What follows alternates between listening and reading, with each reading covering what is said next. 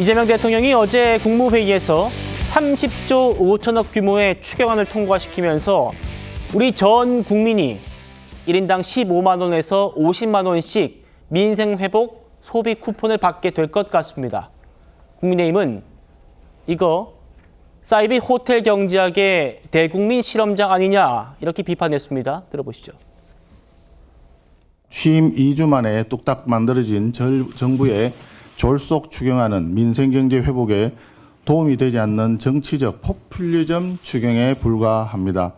특히 우려되는 대목은 전국민 소비 쿠폰 예산 13조 2천억과 지역사랑 상품권 예산 6천억입니다. 전체 추경의 절반에 달하는 예산이 포퓰리즘적 현금 살포에 투입되는 것입니다. 이번 추경안은 한마디로 사이비 호텔 경제학의 대국민 실험장으로 보고 있습니다. 성원석 원내대표 말할 것 같으면은 아시는 것처럼 기재부 2차관 지냈고요. 예산 세제통으로 잘 알려져 있습니다. 설주환 변호사님. 네. 송원석 원내대표와 국민의힘의 주장은 이거예요. 우리도 지금 재정 확대해야 될 때라는 건 인정한다. 그걸 추경하지 말자고 하는 게 아니다. 다만 이 지금 추경의 절반 이상이 절반에 달하는 돈을 지금 현금 살포에 쓰고 있는 거 이 문제다. 그리고 사실상 지금 전 국민 15만 원 차등 적용하지만은 전 국민에게 주는 돈 아니냐.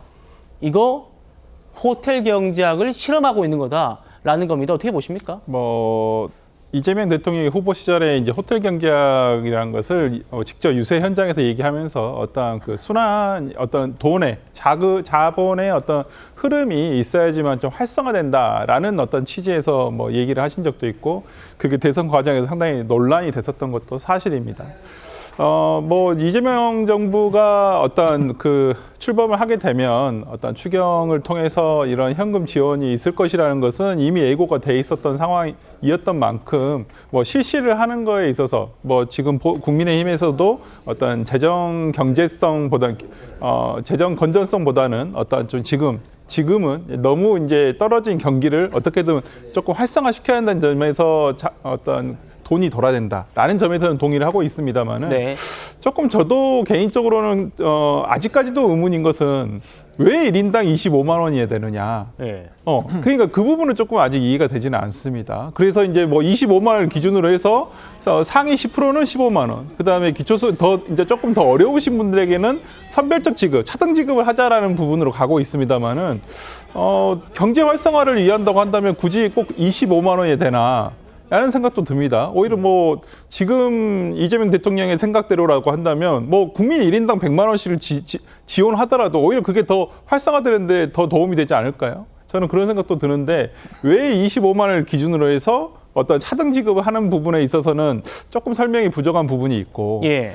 또 하나의 아쉬움이란 것은, 그렇다고 한다면 소비 쿠폰이나 지역 경제 상품권으로 지금 대체 지급을 한다는 거잖아요. 이걸 지역의 활성화를 위해서. 예. 저는 오히려 그럴 바에야 현금성 지원을 차라리 하는 게 낫지 않냐라는 생각도 좀 듭니다. 왜 그러냐면 소비 쿠폰을 발행을 하는데 또 예산이 들어가거든요. 그다음에 지역 경제 어떤 그 상품권으로 발행을 하는데도 또 예산이 들어가는 부분이고요. 그러니까 예산의 누수를 최대한 줄이자고 하고 그걸 국민들에게 혜택을 돌린다고 한다면 오히려 그냥 현금을 바로 계좌이체라든지 이런 부분을 통해서 지원을 하는 것이 더 활성화에 도움이 되지 않을까라는 생각이 들어서 좀 그런 부분 등은 조금 방법상의 좀 아쉬움이 좀 남는 건 사실입니다. 예, 지역화폐 공약이 이재명 대통령의 대선 공약이었기 때문에 혹시 이 추경을 자신의 대선 공약을 이제 이용하는데 적용하는데 쓰는 것 아닌가라는 비판도 제기가 됩니다.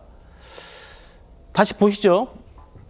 국민들께서는 내가 어쨌든 정부에서 돈 준다고 하니까 얼마 받을 수 있을까 굉장히 궁금하실 겁니다. 서 변호사님 말씀처럼 우리나라의 소득 상위 10%는 15만 원을 받습니다.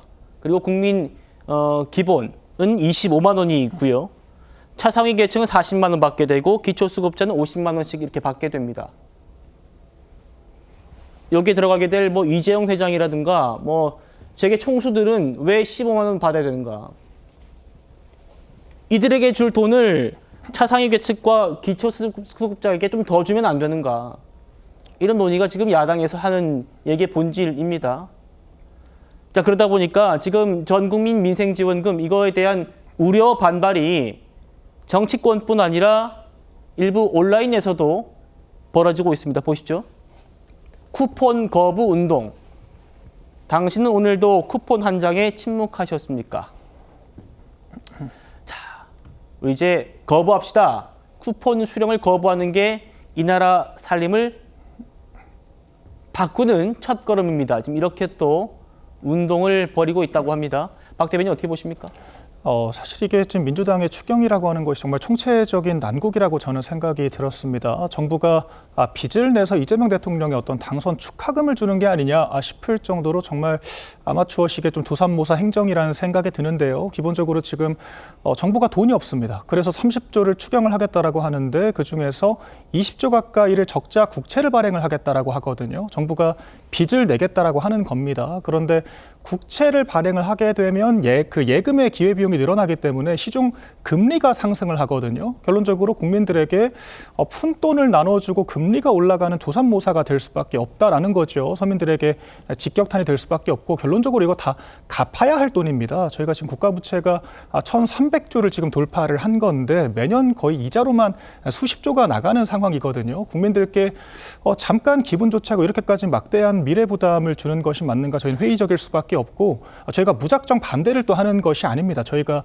정부가 재정 지출을 할 거면 돌아오는 리턴 값이 큰 방향을 선택을 해야 하는 겁니다. 그러니까 정부가 뭐 사회 간접 자본을 만든다든지 그런 좀 재정 투자 개념으로 재정을 쓰게 되면 70% 가까이가 이제 경제 회복으로 돌아오게 되거든요. 그런데 현금 살포 같은 경우에는 20% 내외밖에 되지 않는다라고 하는 것이 저희 이제 그 해외 여러 기관들의 유의미한 그런 연구 결과들입니다. 그런데 이런 상황에서 이렇게 주먹구구식으로 돈을 주는 것, 더군다나 최상위 10%만 또 빼겠다라고 하는 것도 명확한 기준점이 없고요.